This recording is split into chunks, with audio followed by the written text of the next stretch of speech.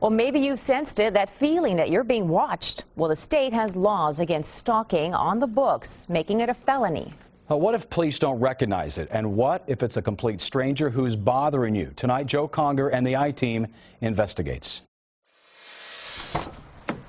Cynthia Verbeff is moving. Her home, she says, has become a house of horrors. I feel that I've lost my mind, I've lost my life. Incident reports from law enforcement tell the tale. Numerous break-ins at the address, vandalism to her car, her motorcycle, her computer. Verbeff believes she's being targeted. Everything, they just went through everything. But sheriff's detectives had little to go on because the vandals, though often destructive, stole nothing.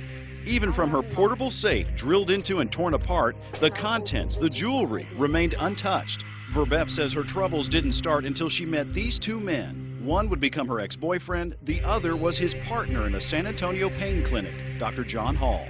Very first time I met him, we went to his house on 4th of July, and he told me that because I was already there in his house, I would be the next victim, that I was going to be stalked. Verbeff found the doctor's prophecy to be correct. She suffered months of oddness. Coming in through the front door, and I touch the doorknob, and it just falls into pieces. Lights left on, doors open, furniture moved, her clothes dryer disassembled. Her friends say they noticed the strange happenings. They tell the I-Team they even witnessed a gas oven left turned on. As soon as you walk in the house, you'd smell gas in the house. So the whole house smelled from gas. So immediately turned it off and opened up the doors. But I mean, that thing doesn't just turn on by itself. And it had been running for a good length of time. Or the time Verbeff and a friend say they were stalked at a mall. I saw him following us to several stores, and I would see the man close to us, looking at us. The girls had the presence of mind to snap a photo with their phone. Verbeff says all these happenings culminated in an assault. The 39-year-old believes someone drugged the food in her home and returned later to rape her. I know something happened to me because a woman knows. She filed a report and was briefly hospitalized with signs of sexual assault. Dr. Hall says what Verbeff describes is known as gang stalking. Indeed, he writes about it in his book, A New Breed, Satellite Terrorism in America. Verbeff is not alone. Others in San Antonio have contacted the I-Team and described similar types of occurrences. The urine arsenic is above normal. We shouldn't have arsenic. Linda Johnson says someone poisoned her water supply with heavy metals in northwest San Antonio. Then there's her story about the bracelet that went missing, then reappeared. Police, she says, have stopped listening to her. And like Verbeff, she too believes she's been sexually assaulted, although she never filed a police report. I've gone to doctors many times, and I've been to the Rape Crisis Center for counseling, yes. Many of these so-called victims of what Hall describes as gang stalking meet up on the internet, finding comfort and information from others who say they too suffer from electronic stalking, mind control, and even rape.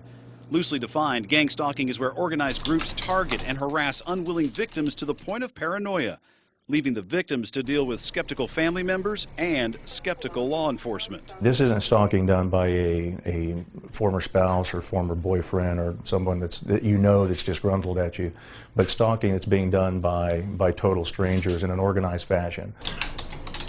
And some internet links take you here to the book mentioned earlier, written by Dr. John Hall. The book is fact. It's not a book of fiction.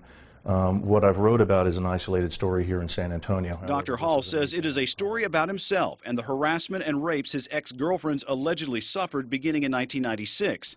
Dr. Hall believes the people behind it are well-organized operatives using government satellite technology to terrorize him and other victims. All voicing the same complaints: organized stalking, weird electronic disturbances going on in their homes. Most of the women are complaining of drugging and sexual assault. So it's a big national problem. Verbeff bought the book, and what she read, she says, caused her stomach to turn, because within the chapters in the story, she found similarities to her own situation. I pulled out the book and I started reading, and I'm like, oh my God, it's exactly what's happening. It's like turning the pages of your own story.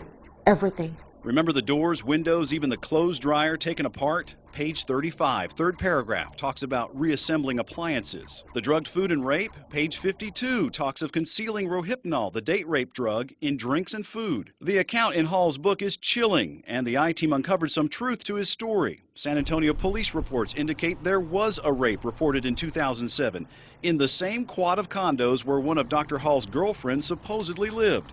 San Antonio police say the condo rape remains under investigation. And Bexar County detectives say Verbeff's assault remains open as well.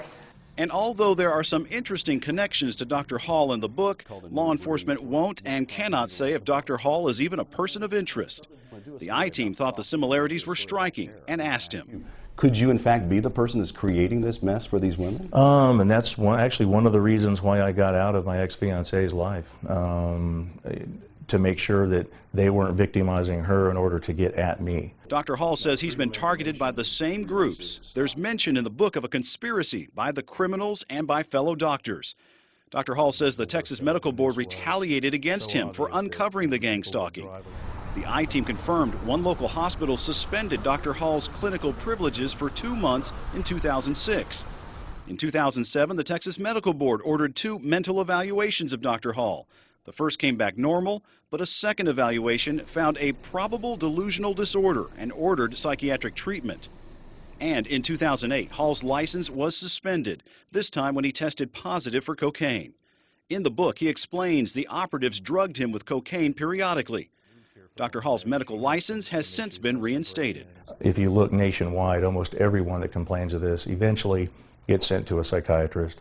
The psychiatrists don't look into the technology. They don't do any research into whether or not any of this is possible. With his book published, Dr. Hall is taking his message nationally. He's appeared on cable TV shows. Thank you so much, Dr. Hall. Late night radio. And our guest tonight, Dr. John Hall. And even has his own radio program in the works. There have been several people in my midst, obviously, that have been victimized, but if you look at it on a larger scale, it is a national problem as well. Dr. Hall says the problem is gang stalking, seeking to victimize innocent women and sully his reputation for exposing them. For the I-Team, Joe Conger, KENS 5 Eyewitness News.